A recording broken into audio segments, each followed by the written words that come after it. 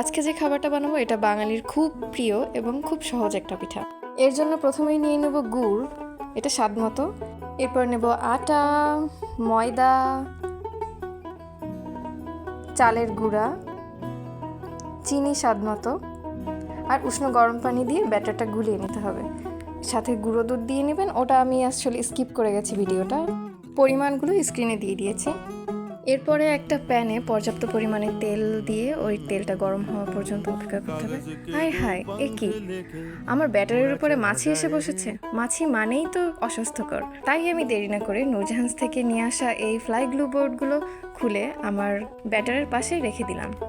এটা ব্যবহার করা খুবই সহজ। এভাবে খুলে জাস্ট আপনি যেখানে মাছি ওখানে রেখে দেবেন। কিছুক্ষণ পরে মাছিগুলো একা একাই এসে পড়বে। এতে কোনো ব্যাড স্মেল বা কেমিক্যাল নেই। এই ফ্লাই গ্লু বোর্ডের আঠা সহজে শুকায় না, তাই একবার খোলার পরে অনায়াসে 5 থেকে 6 দিন মাছি আটকাবে। সরাসরি দেখিয়ে দিলাম এই ফ্লাই গ্লু বোর্ডের কামাল। মাছিটা আটকে গেল এবং আমার রান্নাঘর এখন পুরোপুরি মাছি মুক্ত। আপনাদের হাত দিয়ে মাছি তাড়ানোর কোনো প্রয়োজন নেই, জাস্ট গ্লু বোর্ডটা এভাবে খুলে রেখে দিলে অটোমেটিক মাছি আটকাবে। আমার ব্যস্ততার কারণে আমি বিরক্ত হয়ে হাত দিয়ে মাছি তাড়াচ্ছিলাম।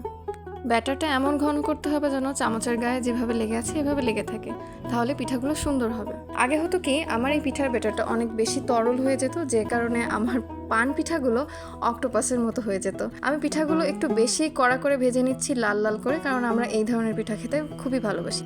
আপনার পছন্দ মতো কালার চলে আসলে আপনি পিঠাগুলো তুলে ফেলতে পারেন। আবার এত দ্রুত তুলে ফেলা যাবে না যে ভিতরে কাঁচা থেকে যায়।